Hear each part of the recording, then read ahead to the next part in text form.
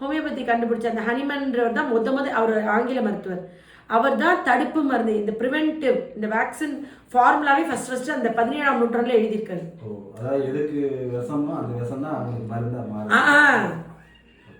Drug ப்ரூவிங்கே homeopathy எப்படின்னா, இந்த மருந்து கொடுத்து இந்த நோய் உருவாக்குதுன்னா அந்த நோய் உள்ளவங்களுக்கு அந்த மருந்து கொடுக்குமா அந்த நோய் குணமாகும். இதுதான் ஹோமியோபதிக் பிரின்சிபலே. ஸோ இது வந்துட்டு ஒரு நாள் இதெல்லாம் மாறணும், இதெல்லாம் எல்லாரும் அக்செப்ட் பண்ணிக்கணும். இப்போ எப்படின்னா, முருகர் கும்பிட்றோம், பழனியில் இருக்கிற முருகர் தான், நம்ம ஊரில் இருக்கிற முருகர் தான், 2 முருகரும் ஒன்று தான். உங்களுக்கு புரியுதுங்களா? ஆனால் அந்த இடத்துக்கு ஒரு பவர் இருக்கும், அதெல்லாம் ஓகே. முருகரை ஏற்றுக்கணும்னா பிள்ளையாரையும் ஏற்றுக்கணும், குலசாமியும் ஏற்றுக்கணும். அதுதான் கடவுள், இது கடவுள்ல சொல்லக்கூடாது. இப்போ ஜீசஸ் கும்பிட்டா அவங்களோட நம்பிக்கை நம்ம ஏற்றுக்கணும், அல்லாஹ் கும்பிட்டா அதையும் ஏற்றுக்கணும். ஆனால் இது மட்டும் தான் கடவுள், நீங்களாம் கடவுள்னு சொன்னால் அது வந்து மத வெறி ஆயிடும். அந்த வெறி ஆகாம அதே மாதிரி மருத்துவத்திலையும் அந்த மாதிரி இல்லை. ஹோமியோ எடுக்கிறீங்களா, சித்தா எடுக்கிறீங்களா, ஆயுர்வேதம் எடுக்கிறீங்களா, ஓகே சொல்றதுல.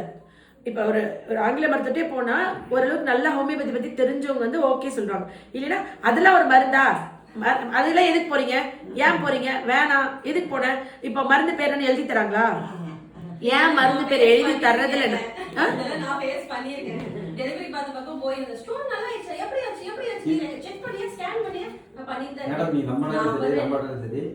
இவளை கூட்டு போய் ஆக்சுவலா என்ன நடந்ததுன்னா, இவளுக்கு அப்ப வந்து 28 நாள் பிறந்து 28 நாள் நீங்க கிட்னி ஸ்டோனுக்கு ஏன்ட்ட ட்ரீட்மெண்ட் எடுத்தீங்க. சொல்லுங்க. நாங்க 2-3 பக்கம் பார்த்தோம். இவளுக்கு ஆப்ரேஷன் பண்ண டாக்டருக்கு போய் கேட்குறோம், நாங்கள் திருப்பூர், நீங்கள் இம்மிடியேட்டாக நீங்கள் கோயம்புத்தூர் கொண்டு போயிருங்க, இல்லாட்டி எல்ஜி ஹாஸ்பிட்டலுக்கு கொண்டு போயிருங்க, நான் ஆம்புலன்ஸ் வர சொல்லிடுறேன், டாக்டர்கிட்ட பேசிட்டேன். குழந்தை பிறந்து 28 நாள்ல அங்கே சண்டே கூட்டு போயிருங்க, அன்லஸ் அவங்க பொழைக்க மாட்டாங்க, கேர் பிளாடர் வெடிச்சிரும், பித்தப்பை கல் எபோவ் 15 ஸ்டோன்ஸ் அப்படின்ட்டாங்க அந்த கேர் பிளாடருக்குள்ள. அந்த அளவுக்கு அந்த வசதியும் கிடையாது. எனக்கு அதுக்கு முன்னாடி நிறைய ஆஷா பத்தி உங்களுக்கு பத்தி நிறைய சொல்லுவாங்க. அந்த செகண்ட் வந்து நான் ஒரே நைட் அது மட்டும் தான் தெரியும். ஆமா, நான் காரைக்குடியில் இருக்கேன்னு காரைக்குடியில் பல பேர் தெரியாது, போர்ட்லாம் வைக்கல. நாங்க நைட்டு அது கையில் ஒரு ரானிட்டால் ஒரு இன்ஜெக்ஷன், அப்புறம் இன்னொரு இன்ஜெக்ஷன் பாக்கெட்லயே வச்சிருப்பேன். நைட் 12 மணிக்கு பெயின் ஆகும், போய் இன்ஜெக்ஷன் போட்டு கூட்டு வரோம். குழந்தை பிறந்து 3 மாசத்துக்குள்ள பித்தப்பைக்களோட என்கிட்ட ஆயிரக்கணக்கான பேர் வந்திருக்காங்க. பிரெக்னன்சில வந்து வயிறு பெருசா இருக்கா, பித்தப்பை சுருங்கி விரிய முடியாது, குனிஞ்சு நிமிர மாட்டீங்க. அந்த காலத்துல வீடு கூட்டுவாங்க, துடைப்பாங்க, துணி துவைங்க, பாத்திரம் விளக்குவாங்க, லேடிஸ் குனிஞ்சு நிமிருவாங்க. இப்ப மாசமா வந்து போர்டு மாதிரி அசையாம இருக்கீங்க, சோ அதுல பித்தம் வந்து அப்படியே தேங்கி உறைஞ்சிருது. அது நீங்க குனிஞ்சு நிமிர்ந்து வயிறு பெருசா இருந்து அதுக்கு அது ஒரு பேக் மாதிரி தானே தொங்கிட்டு இருக்கு. அது ஒரு ரீசன். நிறைய மருந்து மாத்திரை எடுத்து கன்சீவ் ஆகிறதுக்கு ஏதாவது நிறைய எடுத்து லிவர் டிஸ்டர்ப் பண்ணி பாதிச்சு நிறைய ரீசன்ஸ் இருக்கு. பட் பிரெக்னன்சி காமனஸ்ட் வந்து பிசிக்கல் ஆக்டிவிட்டி இல்லாம இப்பெல்லாம் எப்படின்னா பட்டு போல படுத்தே இருந்து வைக்கிறாங்க. இந்த இது வந்து நீங்க ஒரு விழிப்புணர்வு எல்லாத்துக்கும் சொல்றது வந்து யூஸ்ஃபுல்லா இருக்கும். ஏன்னா நிறைய பிரெக்னன்சி லேடிஸ் எனக்கு தெரிஞ்சு இந்த மாதிரி ஆகி ஆபரேஷன் பண்ணிடுறாங்க, பித்தப்பை எடுத்துறாங்க. வாழ்க்கை ஃபுல்லா கஷ்டப்படுறாங்க. காரைக்குடியில் தான் ஒவ்வொரு நாளும் இவரை பார்க்கும்போது வந்து சொல்லுவாங்க, எனக்கு பொறாமையா இருக்கு, நான் எனக்கு ஏன்னா உங்க பித்தப்பையனை எவ்வளவு நாள்ல கியூர் பண்ண, எவ்வளவு நாள் ஆச்சு? 4 months. இதுல 4 months எல்லாருக்குள்ள சரியாகாது. குழந்தை பிறந்த உடனே பித்தப்பை கல் வரீங்களா, அவங்க எல்லாத்துக்கும் 6 monthsக்குள்ள சரியாயிரும். ஏன்னா மூவ்மெண்ட் இல்லாம இருந்தா டக்குன்னு எல்லாம் வெளியே வருது. பட் ஒரு 40 வயசு 50 வயசுல வர்றவங்களுக்கு 8 months ஆகலாம், 1 year ஆகலாம். நிறைய பேர் அதை இதை பார்த்துட்டு 4 மாசத்துல அவங்களுக்கு சரி பண்ணிக்கிறாங்க. அந்த நேரத்தில் என்ன நடந்துச்சுன்னா, நாங்க அங்கிருந்து கிளம்பிட்டோம். கரூர்ல வந்து பெயின் திரும்ப அதிகமாகிடுச்சு. ஆல்ரெடி ஃப்ரெண்டுக்கிட்ட ஒருத்தர் சொல்லி ஒரு ஹாஸ்பிட்டலுக்கு போய் இன்ஜெக்ஷன் போட்டு கிளம்பி வரோம். எனக்கு தெரிஞ்சு காலை விடிய காலை கிளம்பி இங்கே ஒரு 10 மணிக்கு வரும். நீங்கள் அப்போ தான் வரீங்க, குழந்தை அழுதுட்டு இருக்கிறா, கையில் வச்சுருக்காங்க. நாங்கள் அப்போ டோக்கன் வந்து பார்த்திங்கன்னா 68 டோக்கன். எப்படின்னு கூட எங்களுக்கு தெரியாது. அதுதான் ஃபஸ்ட் டைம் என்று நீங்கள் வந்து பார்த்தோடனே குழந்தைய பார்த்தோடனே வாமன் கையோடு கூப்பிட்டு வந்துட்டீங்க. கூப்பிட்டு வந்துட்டு அவள் அந்த நேரத்தில் பெயின் அழுதுட்டு இருக்கிறா. இந்த மாதிரி பித்தப்பைக்கல்னு சொல்கிறேங்க, ஒன்றும் கவலைப்படாதமா, நான் ரெடி பண்ணி தரேன், ரொம்ப வலிக்குதுங்கன்னு நான் சொன்னேன். இந்த இடத்துல இங்கே தான் நின்று சொல்கிறேங்க. ஒன்றும் பிரச்சனை இல்லை, ஒரு லெமன் அந்த ஒயிட் கலர் மருந்தெல்லாம் கலந்து கொடுத்தேன். இங்கே 2 நிமிஷம் இருந்துட்டு குடின்னு சொல்லி குடிச்சிட்டு அப்பயே அது வலி போயிடுச்சு. அதோட இம்பாக்ட் என்னன்னு நான் சொல்கிறேன். இங்கேருந்து போகிறோம் அது வரைக்கும் எங்கேயுமே வந்து சாப்பிடக்கூடாதுட்டாங்க.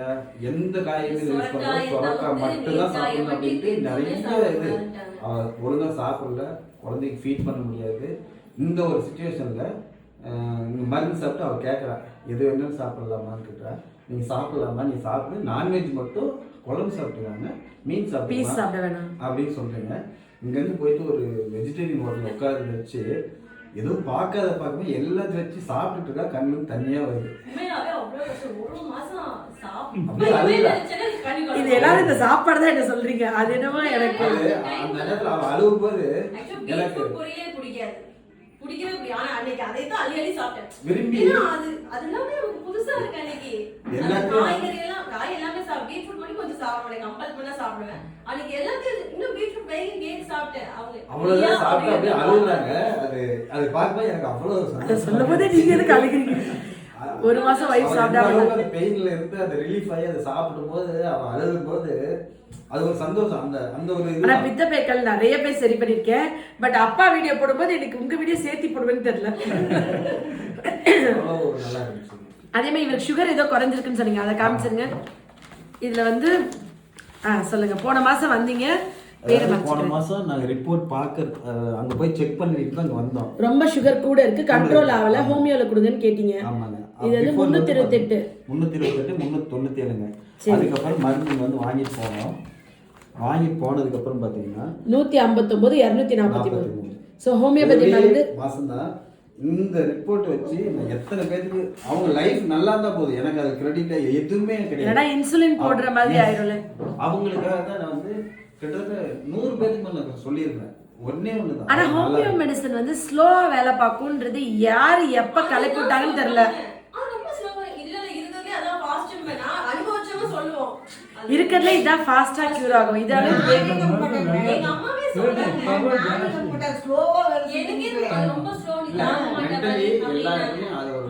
ஹோமியோபதினா ஸ்லோவா வேலை பார்க்கணும்.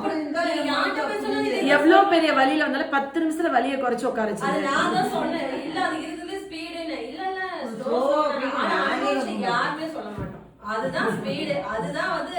என்னோட சக்சஸ் என்ன தெரியும், இப்ப போர்டு வைக்கல அது இதுனாங்களே, எனக்கு ட்ரீட்மெண்ட் எடுத்து குணமானவங்க சொல்லிதான் எனக்கு அடுத்த பேஷண்ட் வருவாங்க. அதனாலதான் என் மேல நம்பிக்கை அதிகமா இருக்கும், எனக்கு பேரும் அதுதான் அதிகம்.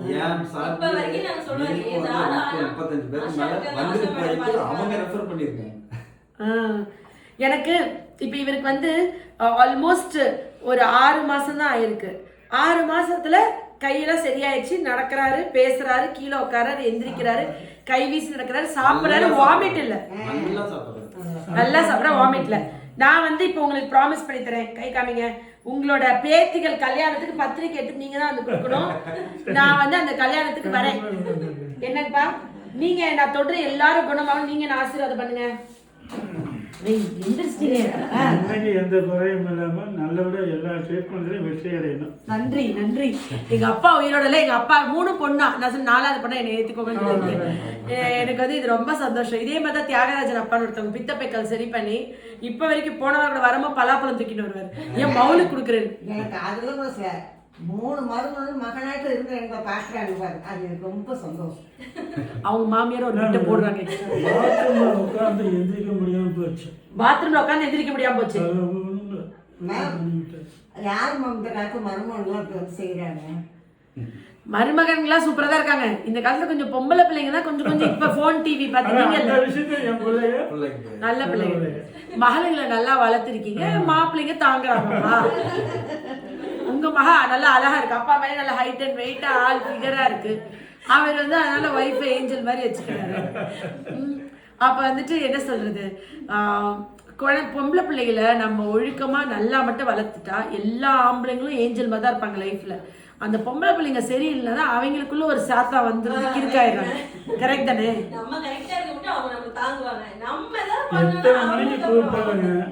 அந்த செகண்ட் வந்துருவாங்க, நல்லா இருப்பார். எப்பயும் நீ தீர்க்க சுமங்கலியா இருப்பா. நல்லா இதெல்லாம் கிடையாது, 3 பேருமே சரி. உடனே வந்துடுவாங்க. சந்தோஷம். மீதி 2 இவர் தான் அன்னைக்கு நம்பிக்கையா கூட்டிட்டு வந்தாரு. மித்த 2 பேரும் அன்னைக்கு என்ன நம்பவே இல்லை. நம்பிக்கை வந்து அப்பா வந்துருச்சு. இப்ப நம்பிக்கை இப்போ வந்து அவங்களுக்கு ரொம்ப எல்லாம் ஆஷா மேடம் இருக்காங்க, அந்த ஒயர்ல அவனுங்க அப்படியே 3 பேர் பேசிக்கிறாங்க. ஈவன் அவங்க எல்லாத்தையும் சொல்லுவாங்க என்ன நடந்தா சரி எனக்கு ஒரு கியூர் இருக்கு. ஐயோ, இந்த மாதிரி பல குடும்பத்துல பல பேரு நான் வந்து இன்னும் நடமாட்டமா அதை வச்சிருக்கேன். அதுவே வந்து மேடம் நான் ஹெல்த்தியா இருக்கிறது ஒரு பெரிய சப்போர்ட். என்ன இருந்தாலும் பாத்துக்கலாம் அப்படின்றது. இந்த மாதிரி எல்லாரோட ஆசீர்வாதமும் இந்த மாதிரி எவிடன்ஸ் பேஸ்டு ட்ரீட்மெண்ட் வந்து வேர்ல்டில் வேறு எங்கேயுமே கிடையாது, ஹோமியோபதியில் மட்டும்தான் அந்த எவிடன்ஸ் பேஸ்ட் ட்ரீட்மெண்ட். எனக்கு என்னென்னா கவர்மெண்ட்டில் இன்னும் நிறைய ரிசர்ச்சஸ் இந்த மாதிரி எடுத்து நிறைய பண்ணணும், அது ஒரு ரிக்வெஸ்ட் தான். ஒன்றும் இல்லை மேடம், கிரிப்டோகாக்கஸ்க்கு இப்போ கவர்மெண்ட் சைட்லேயே பார்த்தீங்கன்னா நம்ம இங்கிலீஷ் மெடிசனை பொறுத்தளவுக்கு அவங்க வந்து இதை வந்து க்யூர் பண்ணுறதுக்கு அவங்ககிட்ட மருந்து இல்லைன்னு அவங்களே சொல்கிறாங்க. ஜஸ்ட்டு இதை வந்து ஜஸ்ட் கட்டுப்படுத்தி நிறுத்தலாம், ஆனால் அது வந்து க்யூர் ஆகுமானா அது கேரண்டி சொல்லல. அவங்களே சொன்னாங்க என்ன, அதாவது கேரண்டி சொல்ல முடியாது. அவர் இனிமேல் படுத்த படிக்காதான் இருப்பார். நாங்கள் ட்ரீட்மெண்ட் எடுக்கிறோம், ஆனால் எந்த அளவுக்கு க்யூர் ஆகுமோ அந்த மருந்து ஒரு மருந்து ஒரு பாட்டிலோட ப்ரைஸ் வந்து பார்த்தீங்கன்னா 9000. ஒரு நாளைக்கு 5 போடணும். அந்த மருந்தோட காஸ்ட் ஒரு பாட்டிலோட காஸ்ட் 9000. ஒரு நாளைக்கு 5 ஊசி போடணும். அதுல ஃபுல்லா இருட்டா பண்ணி டார்க் இதுல தான் பண்ணுவாங்க. நீங்க சுத்தி தான் அந்த ட்ரிப்ஸே இறங்கணும். அந்த ரூமே இருட்டா இருக்கும். கழுத்துல போடுவாங்க. இங்க போட்டாங்களா இந்த சைடு அந்த ரூமே இருட்டாக்கிடுவாங்க, ஃபுல்லா டார்க் பண்ணிடுவாங்க. அதுல தான் பட் ஆனா எல்லாம் பண்ணி உயிரை வேணா நிறுத்தி வச்சிருந்தாங்க தவிர ட்ரீட்மெண்ட்ல ரொம்ப டவுன் ஆயிட்டாங்க. எங்களுக்கே வந்து கான்ஷியஸ் இல்ல. எனக்கு நீங்க வீடியோ கால்ல காமிப்பா ஒரு கான்ஷியஸ் இல்ல, கண்ணெல்லாம் திறக்கல, கான்ஷியஸ் இல்லாம தான் இருந்தாரு.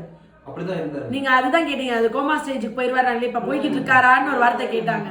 ஆனா நடந்து வருவாரு, பொழைச்சுக்குவாரு, பண்ணிடுவாருன்னு நான் நம்பிக்கையில சொல்லிட்டேன். நான் நீங்க கும்பிட்ட சாமியோட நான் எவ்வளவு கும்பிடுவேன்னு தெரியுங்க. ஒவ்வொரு பேஷண்ட்டையும் பாத்துருவேன். நான் இப்ப அந்த குட்டி பாப்பா இக்தியோசிஸ் அப்படியே கட்டி பிடிச்சிடல, கடவுளே நான் பண்ண புண்ணியெல்லாம் இந்த பிள்ளைக்கு கொடுக்குறேன், நான் பண்ண இதெல்லாம் இவளுக்கு ஆசீர்வாதமா கொடுக்குறேன், இவ குணமாகணும் அப்படின்னு நான் வேண்டிட்டு தான் கட்டி பிடிக்கிறேன். என்ன பண்ண முடியும்? இவங்க எல்லாருமே சாட்சிகள் உங்களுக்கு. ஒவ்வொரு குழந்தை பிறகு சரி இவங்க மாதிரி அந்த மாதிரி குழந்தைகளை ரெடி பண்ணுறது வந்து உங்களுக்கு புண்ணியம்னா அவ்வளோ புண்ணியம் சரி. அதெல்லாம் எல்லாருக்கும் அதனால நான் பெருசா அழட்டிக்கவே மாட்டேன். ரொம்ப பெரிய பெரிய கெடுக்கணும்னு கெடுதல் பண்ணணும் நிறைய பெரிய பெருசா பண்ணுவாங்க. நேத்தெல்லாம் கூட ஒரு பெரிய விஷயம் பண்ணாங்க. ஏய் குட்டி பசங்க இவங்கெல்லாம் பண்ண முடியுமா? நம்ம எவ்வளோ நம்ம எங்க இருக்கோம்னு அவங்களுக்கு ஐடியாவே இல்லை, நம்ம என்ன பண்ணிட்டு இருக்கோம். சொல்லுவாங்க பழம் இருக்கிற மரத்துல தான் கல் எறிவாங்க. நீங்க வளர வளர உங்களுக்கு எதிரிகள் என்ன அளவுக்கு வளர்றாங்களோ அப்ப நீங்க அதுக்கு மேல வளர்ந்துட்டு. ஆனா எதிரிகள்னு சொல்றது வந்து ஒரு கடுகு மாதிரி, கடல் அளவு நான் அன்பையும் மனுஷனையும் சம்பாதிச்சிருக்கேன். நீங்க பாட்டு உங்களுக்கு டிராவல் பண்ணி போயிட்டே இருங்க. ஆனா அது மாதிரி நான் எதை சொல்றேன், ஒரு கடுகு அது அதெல்லாம் மைண்டே பண்ண மாட்டேன். ஓ இதெல்லாம் எனக்கு ஒரு அஃபெக்டே ஆகாது. பிகாஸ் ஸ்கிராச்ல இருந்து இந்த இடத்துக்கு வந்திருக்கேன். அதுக்கான எவ்வளோ டைரக்டா அப்பா அம்மா டாக்டரா இருந்து வாரிசா நான் வந்து இந்த சேர்ல உட்காந்துனா எனக்கு இதெல்லாம் என்னன்னே தெரியாது. அதான் மேடம் நீங்க எந்த அளவுக்கு இதுக்கு எஃபோர்ட் எடுத்திருப்பீங்கன்றது உங்களுக்கு மட்டும்தான் தெரியும். அதெல்லாம் இருக்குல்ல வெளிச்சத்துல இவங்க எல்லாம் சாட்சிங்க. இதுதான் வந்து உங்களை யாரும் சந்தோஷம். அது நிச்சயமா இந்த மாதிரி குணமானவங்களோட பிளெஸிங்ஸ் நீங்க நம்ப மாட்டீங்க. குவைத்துக்கு நான் போனப்ப லென் கடைசியில உள்ள ஒரு கொஞ்சம் மட்டும் வீடியோ எடுத்திருக்காரு. அங்க உள்ள இருந்து என்னை வெளியே வந்து நம்ம செயின் போட எல்லாரும் அன்புல நான் வந்து ஆல்மோஸ்ட் அதுல இருந்து நான் இன்னும் வெளியே வரல. ஓகே கடவுளே இது போதும், இவ்வளோ மனுஷன் இவ்வளோ அன்பை சம்பாதிச்சுக்கோ, இது போதும், இதுக்கு நான் தகுதியானவள ஆயிக்கிறேன் அப்படிதான் நினைப்பேன். ஓகே இந்த நோட்டோட நான் ஸ்ட்ரோக்குக்கு வீடியோ போடல, பார்க்கின்சன் வீடியோ போடல, இதுக்கு வீடியோ போடல சொல்லாதீங்க. நீங்க வந்து குணமான அப்புறம் இன்னைக்கு நான் போடலாம், நீங்க ஞாபகத்துக்கு நான் போட்டேன். இன்னைக்கு சொன்னப்ப தான் நான் மெனிஞ்சைட்டிஸ் வீடியோ போடல எனக்கு தெரியும். ஏன்னா அதை போடுங்க, அதை பார்த்து 4 பேர் யூஸ் ஆகும். நான் நிறைய வீடியோஸ் எல்லாமே போட்டுட்டே தான் இருக்கேன். பட் இவரோடது ஃபர்ஸ்ட் நடந்ததும் இப்போ நடக்கிறது நான் இப்போ இன்னைக்கு வீடியோ எடுத்து வச்சுட்டேன். ஃபர்ஸ்ட் நடக்கிற வீடியோ சேர்த்து நான் இன்னைக்கு இல்லை நாளைக்கு அதை போட்டுறேன் பாருங்க. அப்போ வந்துட்டு எவ்வளோ மிராக்குலஸாக ஒரு மருந்து க்யூர் ஆகுதுன்னு உங்களுக்கு தெரியும். Love you all. நன்றி.